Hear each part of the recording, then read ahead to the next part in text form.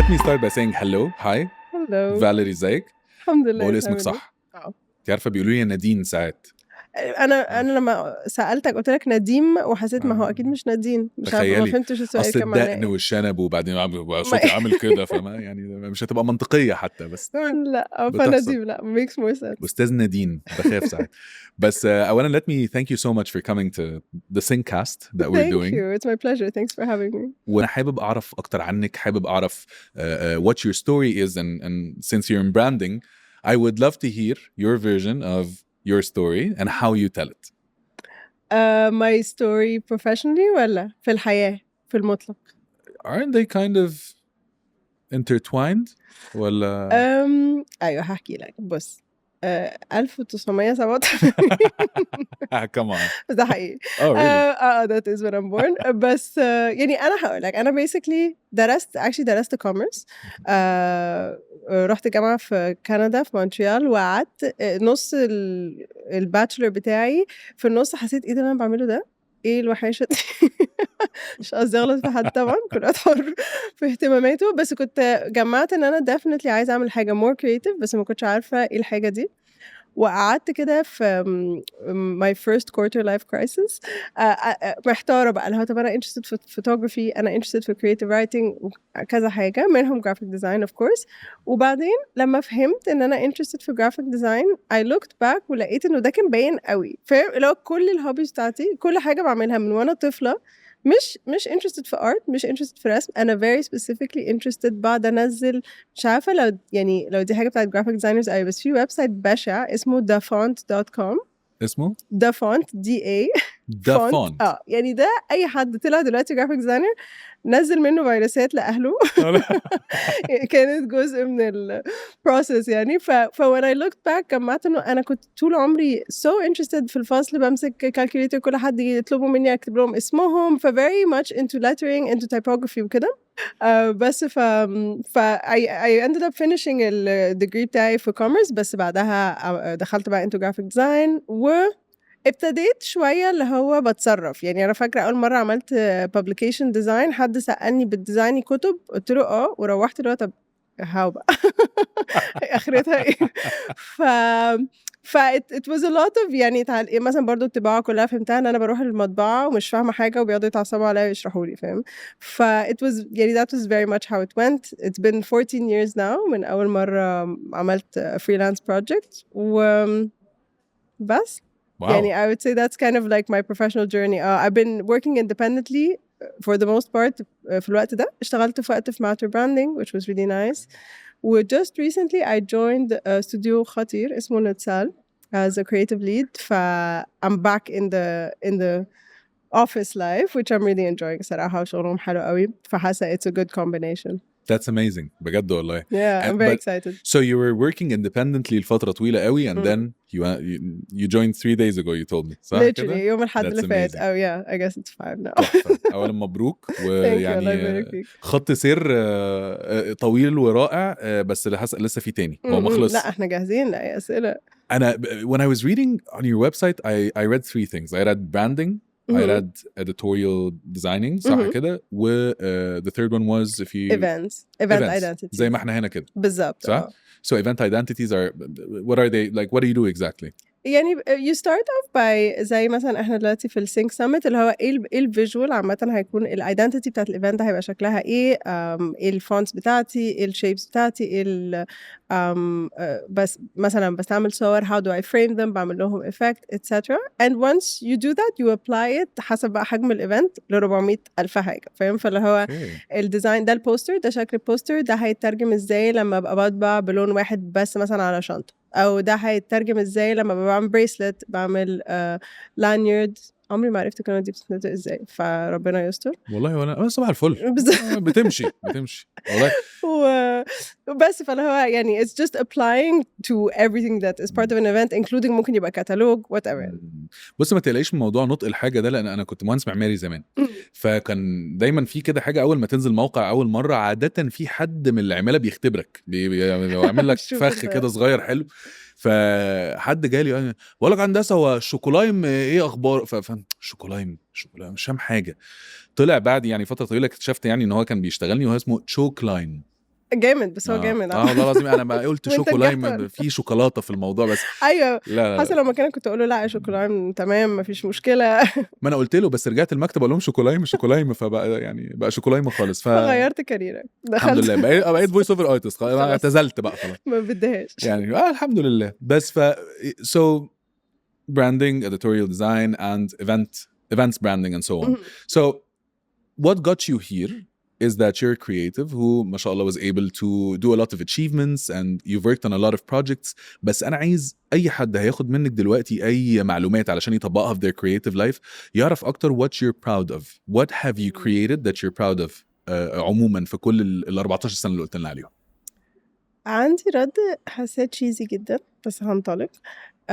يعني I think أكتر client فضلت معاه consistently وعلاقتنا حلوة قوي الزاوية independent cinema اللي في وسط البلد ودايما بحس يعني زاوية أولا غير إن هم البروجرامينج بتاعهم interesting قوي والأفلام اللي بيجيبوها interesting قوي دايما برضو بيهايروا ديزاينرز جامدين جدا فأنا برضو بنبسط إنه there is this design culture تبع زاوية هم في الآخر they could get away with much lazier design if they wanted to بس هم فعلا بيهتموا قوي في كل الايفنتس يجيبوا حد جامد ف they work with different people all the time بس بنبسط ان هم في الحاجات اللي ليها دعوه بالبراند وكده we've always worked together. I think what I'm proud of is partly الشغل اللي انا عملته لهم which is very fun for me برضو ان يبقى انا اللي عملت براند وانا اللي عملت اللوجو ففي كل ايفنت بلعب بنفس الاليمنتس بتاعتي بطريقه مختلفه لكن برضو بنبسط ان احنا we have a very fun relationship وبيسيبوني اعمل اللي انا عايزاه الى حد ما ف yeah I think I'm proud of that relationship and that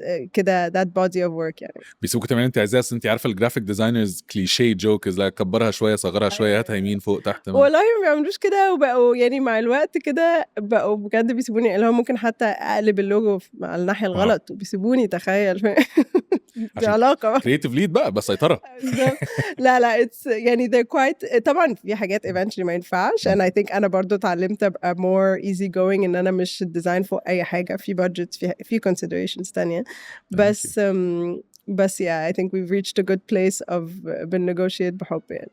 So funnily enough when you were telling your story انتي قلتي المين topic اللي احنا بندسكسه في سينك السنه دي في سينكاست التوبيك basically is skill versus talent واللي لاحظناه لما جينا ندور في الموضوع لقينا ان في بعض الاحيان في حد بيبقى فيه talent عنده وهو لسه مش مجمع التالنت دي يستخدمها ازاي and then by time they start adding in the skill lane فاهم قصدي ايه فبيعمل كومبو ما بين الاثنين ويطلع ريزلت حلو قوي او ساعات بيبقى actually في سكيل هو بيتعلمها لمجرد ان هي الصدفه انه بيتعلمها فبيكتشف ان هو عنده تالنت بيبتدي بقى هو and so on ف what do you think happened in your story انتي قلت لنا ده already بس what do you think it was ان انتي ابتديتي تتعلمي سكيل معينه فبعدين اكتشفتي ايه ده انا بعرف اعمل ده ولا العكس هو صعب قوي ارد على السؤال ده عشان one of the options is ان انا اقول انا talented صعب ارد على السؤال ده من غير ما ابقى بايخه لا بس يعني I think maybe it was more about the curiosity يعني انا مثلا من وانا صغيره غير ان انا بقعد على دفونت واعمل الحاجات دي بس مثلا وانا مش قادره افتكر دلوقتي ازاي ده كان في عصر ان احنا في كمبيوتر اللي في الليفينج روم بتاع كل حد والحاجات دي يعني فكنت somehow جايبه فوتوشوب ما اعرفش ازاي طفله بايرت ما شاء الله يا عايش يعني وبعدين فكنت قاعده بقى بكتشف في فوتوشوب وكل ده انا برضو مش فاهمه ان انا interested في graphic design دي حاجه interesting قوي بس I think عشان by the time I graduated خلصت مدرسه اهلي مثلا ما كانوش يعرفوا graphic designer فاهم قصدي يعني ما فيش reference اللي هو هي ايه بتحب تلعب على فوتوشوب مثلا هم بالنسبه لهم في fine arts وفي مثلا كمبيوتر ساينس بالظبط فما كانش مش عارفه ازاي ما بنتش عشان هي كانت باينه بس what I mean to say is إن مثلا eventually when I did learn to use Photoshop جمعت إن كان في حاجات كنت بعملها في ساعة ونص ليها زرار مثلا it was also يعني بس I think it's hard for me to say what I think but about myself I mean لكن أفتكر إنه it came from a curiosity and the skill very much كان جزء من الكارير بتاعي because it wasn't in my education يعني كان my career and my education were very intertwined and very practical يعني. So impulses of talent, a lot of talent coming out لوحدها and then بتدرب a lot of skill and so on لحد ما حصل كده نقطة somebody recognized, okay, this looks like someone that we could trust with whatever they're doing, and then they believed in you. Who was the first person to believe in you? That's a really good question. يعني أنا فاكرة إن أنا أول لما خلصت جامعة my first job was partly إن أنا بعمل admin و graphic design في كده في شركة interesting قوي صغيرة استوديو صغير في كندا في مونتريال بيعمل very interesting products out of wood. وأنا عارفة إن أنا كنت لسه متخرجة من الجامعة و somehow كنت graphic designer هناك. However أنا برضو ساعتها كنت بعمل course graphic design فأنا بجد ما أعرفش أنا إزاي أقنعت to hire me. أول freelance job I did was I think for Greenpeace. Was it Greenpeace؟ أو حاجة something حاجة ليها دعوة بالenvironment. اوكي ده لو انا لسه هناك. وبعدين لما جيت هنا كان واحد صاحب صاحبتي كان بابا عنده شركة and we did this cool rebranding and he was so patient. يعني فعلا انا ساعتها بجد كنت بخبط قوي وبكتشف اللي بيحصل وكان قلبه كبير جدا. ف shout out to كريم منصور. اوه shout out قوي يعني. طب لا الله ينور. It was nice. So that really is an amazing story. Thank you for sharing that. So let's say someone is interested in graphic design. خلاص انا بحس انا حتى لما جيت هاير فيا جماعه نزلوا لنا بوست والنبي عايزين جرافيك ديزاينر لقيت ان في بحر كبير قوي مغطي كلمه جرافيك ديزاينر دي من اول حد ممكن يكون بيعمل شويه بوستس على السوشيال ميديا لحد بيعمل لوجوز لحد الموضوع بحر واسع قوي. فتقدري تدينا maybe a better perspective a little bit on what does it mean to be a graphic designer وهل في تخصصات هل يعني عايز افهم العالم ده لو ممكن. هو سؤال حلو. I think برضو يعني مش عارفة تقصد ده برضو بسؤالك بس أنا برضو بحس إنه في ناس بتسمي نفسها graphic designer في رينج كبير قوي من السكيل وده حوار صعب. يعني قصدي بحس إنه في الآخر يعني التقسيمة sort of لو هنتكلم على seniority is إن how to be a graphic designer, junior graphic designer, senior graphic designer. يعني it still doesn't tell me much. I guess هي actually بتمشي بالسنين بس أنا برضو مش بحس إن ده tells me a whole lot about someone's skill. في ناس I would say متخصصة أكتر ناحية social media فبيبقى يعني much quicker pace وusually مش بيبقى شغل يعني بيبقى شغل already في identity موجودة. let's say مثلا for the summit بيبقوا خلاص عاملين حد شغال branding عمل template عمل البراند بتاع السمت وعمل templates معينة للسوشيال ميديا وفي ممكن يروحوا لحد بيشتغل بس سوشيال ميديا يعني أزن بيملى التمبلتس دي فكل speaker هياخد صورته كده. في ناس specialized more branding within branding طبعا في حاجات يعني مثلا أنا I just في نتسال مثلا في التيم في حد خطاط برضو في الخط في حاجات مختلفة. في حد بيبقى literally بيرسم calligraphy بإيده زي الخطاط في حد بيبقى lettering which is a bit more digital في حد بيبقى actually design typeface فهو في الآخر حد much more nerdy and I say that in a very positive way.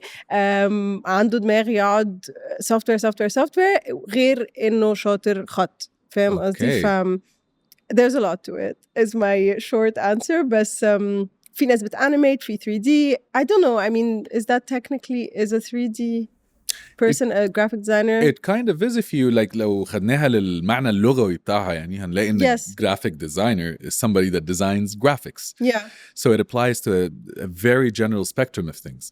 فعشان كده أنا أنت بتقولي دلوقتي مثلا أنا creative lead في نتسال حلو قوي okay so graphic designer, junior graphic designer, senior graphic designer, creative lead. That story sometimes is art director, صح؟ And sometimes في حاجات تانية؟ بص I think يعني في ناس بتحب تميز ما بين الايجنسي لايف اللي هي رايحة في سكة advertising أكتر اللي هي فيها terminology art director creative director وفي studios which I think is the case at Natal that prefer terminology ليها دعوة أكتر بالdesign that's not specific the advertising world and so on. That's the difference in terminology. إن هو creative director is very much an advertising word. I think that's where the distinction is meant to come from. يعني. And again, my curiosity strikes. What was ايه اللي خلاكي تميلي ناحيه الديزاين more than advertising؟ أنا actually I think وأنا صغيرة كنت vaguely interested في advertising. إيه اللي اتغير؟ يمكن إن أنا درست commerce فاتقفلت. مش عارفة. I think I am يمكن more interested إن أنا أرسم طول عمري interested في الحروف وأرسم بإيدي which is ده بياخدك في سكة more graphic design although أفتكر ال creativity والتفكير شبيه فاهم قصدي يعني I think there's a big overlap وعشان كده in a sense ما ندمتش قوي إن أنا درست marketing لأنه it's very relevant to what I do for branding فاهم قصدي بس بحب الحتة اللي فيها رسمة أكتر. حلو قوي. so this is kind of a good description in my opinion اللي انت قلتيه دلوقتي ان انا بصمم حاجه او بتخيل حاجه معينه وبعرف اترجم اللي انا متخيلاه ده graphically whether it's for an advertisement or for typography or for still images and so on and so on. so انا حد بيبتدي حياته وهاخد اول خطوات اهو وانا قلت ان انا عايز ابقى جرافيك ديزاينر and I've seen a lot of those people. اعمل ايه عشان اعرف انا interested في انهي بشكل ما يضيعليش وقت كتير مثلا؟ انهي سكة بالظبط. اشتغل في ايجنسي هتعرف انت بتكره ايه هتعرف انت بتحب ايه وهتعرف برضو I think يعني اكتر حاجة يعني that I think agency life really shows you is البيس بيبقى يعني سريع قوي فبحس the best way to get to know الoptions المختلفة يعني مثلا انت لو رحت agency هتقعد مع مثلا I don't think مثلا هتقعد مع الفاينلايزر هتقعد مع الحد اللي بيانيميت كده just exposure يعني I think usually لو حد درس graphic design بيبقى عنده فكرة قوي أكتر أنهي سكة هو فيها بس ساعات الناس تبقى خلصت الباتشلر بتاعها بعدين تحس لا أنا طول عمري بفكر في UX UI أو UI UX I never know which one goes first. A new term UI user interface and researcher something like that صح؟ I actually don't even know. user interface designer and UX researcher مش فاهم حاجة كده هي. Let's say that's الله أعلم بس يعني يا رب ما نبقاش بنفتي في عالم بس بس تمام خلاص okay so basically لو انت عايز تعرف فعلا انت بتحب ايه the best advice would be to join an agency. هيبتدي يبقى في حد انت قصدك قبل الجامعة ولا بعد؟ انا قصدي بعد الجامعة او during the last couple of years هل انزل ولا لا اركز اكتر على honing my skills الاول مثلا؟ يعني I think يمكن if you're a very self-disciplined person you can kind of do it on your own بس بحس الشغل بيرميك في حاجة واللي هو انت النهاردة شغال مع كذا والبريف ده عايز illustration شوية أكتر احنا دلوقتي فاهم قصدي it forces you ان انت تعدي على وغالبا depending on the place where you work بس غالبا بتضطر تتساحل في حاجات بتحبها ومش بتحبها I think it's a very quick way to figure out انت ميال لإيه يعني. Okay. So again كل الأسئلة بتاعتي curiosity based questions. So basically لو أنا قلت إن أنا graphic designer talented. Okay. الtalent دي معناها إن أنا good visualizer or does it mean I'm talented in using computer based computer programs اللي بتساعدني على إن أنا أعمل illustration and so on ولا how would you describe a talented graphic designer? honestly أنا حاسة إن talented graphic designer حد دماغه interesting يعني هي أنت في الآخر مثلا let's say أنت مطلوب منك تعمل poster let's say for a film festival okay أنا بقول كده عشان بعمل كده كتير بس يعني مثلا دي معضلة مع إني في الآخر بس okay whatever أنا عايزة إزاي أقول ده بطريقة توضح من بعيد إن ده فيلم فestival يعني it's a very أنت في الآخر you're kind of telling a story أو you have let's say poster بس مش متحرك حتى أنا إزاي هشرح لك حاجات عايزة أشرح لك إن إحنا لينا دعوة بفيلم لينا دعوة بفestival بس في نفس الوقت عايزة أديلك familiarity enough يبقى شبه حاجات تانية أنت شفتها بتحسسك يعني إحنا مثلا كلنا عارفين تخيلنا عن بوستر أفلام بتبقى image for the most part فاهم قصدي we have a vague expectation من غير ما نعرف من غير ما نبقى مدركين يعني أنا لما أشوف علبة من بعيد أنا حاسة دي علبة جبنة ولا حاسة ده شامبو مش شامبو عشان هو مش نفس الشيب بس مثلا فاهم قصدي اللي هو مثلا أنا حاسة ده شامبو ولا زيت زيتون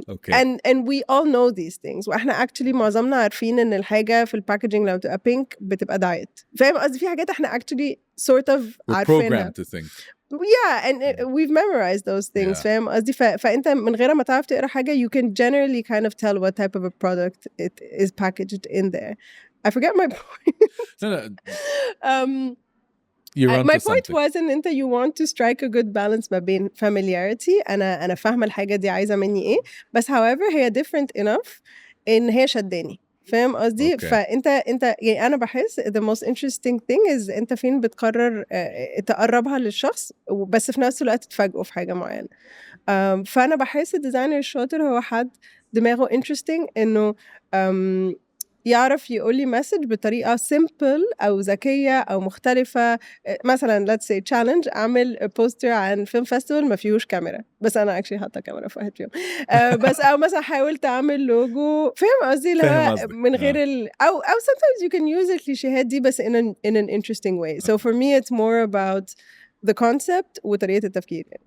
So إجابتك دي دلوقتي خلتني أفكر okay is it storytelling? Yeah, You're telling definitely. a story. So a graphic designer is also a storyteller.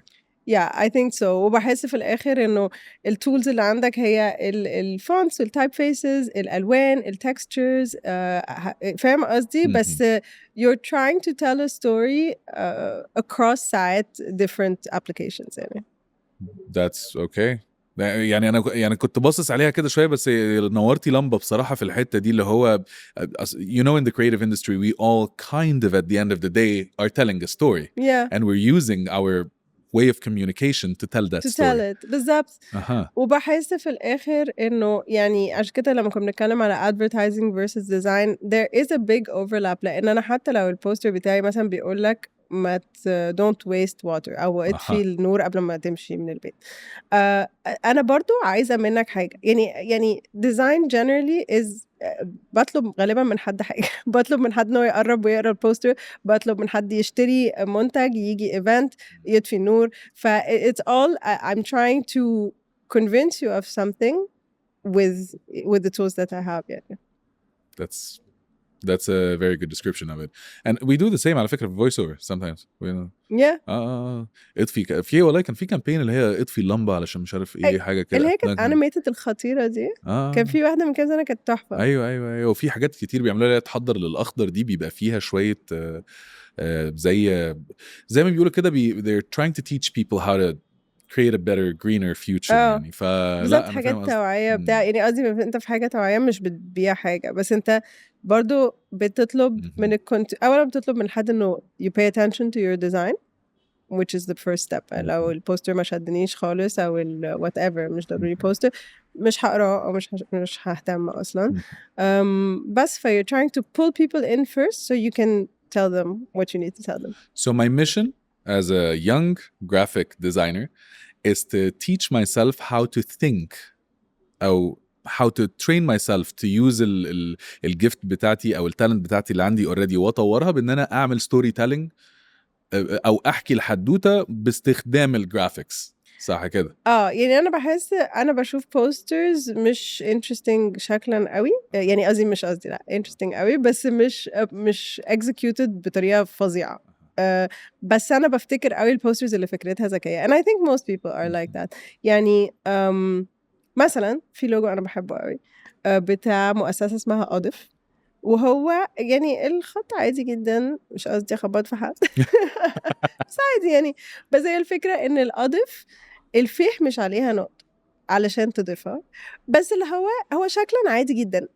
انا لحد دلوقتي شفت اللوجو ده من 40 سنه انا ده دايما لما بفكر في لوجو جامد بالنسبه لي بفكر في ده علشان هو شكلا عادي. ده حد I think اختار فونت عادي جدا وكتبه بالاسود وكاتب تحتيه بالانجليزي whatever. It's genius. بالظبط بس it's so smart عشان ما فيش حرف تاني شكله زي الفيه. Yes. لو نقص نقطه انا فاهماها it's playful. انا هموت واحط النقطه اصلا بالظبط فاضف فعلا يعني it calls for the لازم حد يضيفها يا جماعه اللوجو بقاله 40 سنه ماركر على كل اعلاناتهم بالظبط. فانا بحس that's what sticks with people حاجه compelling حاجه فيها ان انت بتلعب شويه مع الديزاين فاهم قصدي؟ That's amazing. خلاص طب يعني انا اللي انا حابب اسالك فيه بقى يعني تلخص لنا نصيحه كده معينه because at the end of the day sync انت عارفه انها ابتدت في الاول علشان الناس اللي في الاندستري ابتدوا هم they want to pass on the information to the newer generations ونبتدي من حيث انتهى الاخرون بمعنى اخر. فعايزين نكمل ده and this is what we're trying to do with this podcast. So if I asked you طب ادينا فعلا a piece of advice that if you go back to when you were starting في كندا كنت هتقوليها لنفسك ايه اللي كنت هتتعلميه ايه اللي كنت هتinvestي فيه وقت اكتر شوية علشان تعرفي توصلي الريزلت خلينا نقول احسن من اللي انت already فيه دلوقتي. اولا كنت هدرس ديزاين اول خطوه في الجامعه في الباتشلر. That was kind of predictable. yeah بالظبط it would seem obvious. بس افتكر غير كده يعني يمكن بحس pay attention to يعني look back as much as you look online and forward. Actually that's what I said في panel. I'm very repetitive. بس يعني بحس في الآخر إنه يعني you can learn so much by looking at design and the history of design. فبحس دي حاجة يعني أفتكر أول ما ابتديت كنت very on screen ولو ببص على حاجات بتتعمل currently which is fine بس بحس it's very interesting to look at الحاجات المطبوعة والحاجات الموجودة في الحياة ال everyday life. Yeah I think دي نصيحتي اللي هو just look at the history a little bit and spend I was going to say spend less time on online. No, I don't think spend less time online. I think don't be trendy. I think if you make designs that look شبه حاجات trendy online you will be forgotten. أو فاهم قصدي اللي هو be interesting in your own way and original. Try original بالظبط. go towards trying to be original and it might happen once and that once would be enough. That's basically what you're saying. وممكن تاخد elements من trends and I think it's almost inevitable. كلنا إلى حد ما بيبان الحاجة دي اتعملت في 2003 ولا في 2013 ولا 23 and that's fine. It's normal to be influenced by الحاجات اللي احنا بنشوفها وإيه اللي يعتبر حلو وإيه اللي ما يعتبرش حلو في وقت معين. Although timeless logos are incredible بس بحس it's about what are you adding to it. انت مثلا قررت ان انت هتعمل نوع البوستر اللي بيبقى عامل كده ده ماشي تمام انت حطيت ايه من عندك يعني where am I seeing your contribution to it. عشان بحس في الآخر الترندز كده إن كل حد بيعمل حاجة شبيهة بس كل حد it's like a meme. كل حد بيحرف كده أو بيحور على التاني مش بيحور بس فاهم قصدي. ما هي hustling it's hustling والتويست بتاعك فاهم فبحس ركز بقى في التويست بتاعك. هحكي لك حدوته تضحك سيكا على الحوار ده. أنا لما كنا في هندسة بيعلمونا فعلا ازاي السكتش والمدارس بتاعت الرسم ومين رسم ازاي ودي مش عارف في البوب ارت سكول وفي المينيماليستيك سكول. فانا كنت ساعات بحب مش هكدب عليك اتفلحس كده في الحاجه يعني. فقال لك كل واحد يختار مدرسه من المدارس ويرسم رسمه according to one of these علشان ياخد جريد. فكان دكتور علي قنديل actually I love this guy he was يعني a genius and then it took me exactly 10 seconds and I was being lazy not creative and I put a dot on a piece of paper ورحت له فوريتها له فقال لي ايه ده دي ورقه فاضيه. قلت له لا في نقطه خلي بالك منه. قلت له في نقطه فقال لي ايه ده. قلت له ده minimalism and he actually gave me a 10. بس ده جامد قوي. he actually gave me a 10 ده شخص لذيذ قوي والله العظيم. قال لي this is because you had a concept. Yeah. It's not it didn't take you a lot of effort. It's a very lazy concept but it's a concept. بس فعلا يعني فعلا بحس لو حد أخد بوستر بحاله وكتب لي حاجة tiny في النص أنا interested جدا. فاهم قصدي اللي هو I do remember a campaign like this كان في حاجة مش عارف now that we've got your attention something مش عارفة لو ده بس كان في أفتكر في السبعينات حاجة بتاعت فولكسواجن كانت كده كان هو وايت سبيس كتير بغباء and probably كان غالبا في وقت بتاع print فكان برضو لو انت literally دافع على الصفحة وانت مضيعها تقريبا فاهم قصدي. بس it was so effective علشان انت مش فاهم ليه في صفحة بيضاء it stands out in a magazine. بحس يعني بحس the idea that the more effort you put into a design قصدي literal effort اللي هو أنا هعمل frame وهعمل بتاع is better is not true. أنا بحب ساعات أحور قوي وأعمل 400,000 layer وكده أو بحب I like busy designs sometimes بس بحس it doesn't make it better. It's about your concept I guess. your concept. مش عارف اقول لك ايه. thank you so much for It was a making this pleasure. so It was really fun. interesting. والله My بجد pleasure. It يعني was really fun. such an artist. وانا please حابب بعد البودكاست دي لو ممكن بقى انا يعني عايز اشوف شويه الشغل والحاجات دي كلها. like your website is actually finally finished after years, and I have to thank Mariam Khattab. اشتغلت معايا the last year. We compiled my favorite project. It's valeriearif.com. بعد عريف عريف بالظبط. عريف. بس المفاجأة يا جماعة إن أنا اسمي كتب VALERIE واسم العيلة ARIF، لكن هو عريف مش عارف as is commonly believed. طب اهو حابة أصلح المعلومة اهو بجد. والله قعدوا يقولوا لي عارف أيوة fun stuff. actually قلت عريف كمان بس ما عنديش مشكلة بس المهم ما يبقاش عارف. تمام. thank you so much Valerie. Thank and you for having me. hopefully we're gonna meet again في Syncast السنة اللي جاية أو في بودكاست تانية الله أعلم. With لأن pleasure. حقيقي talking to you is so interesting. Likewise, it was really fun. Thank you. Thanks.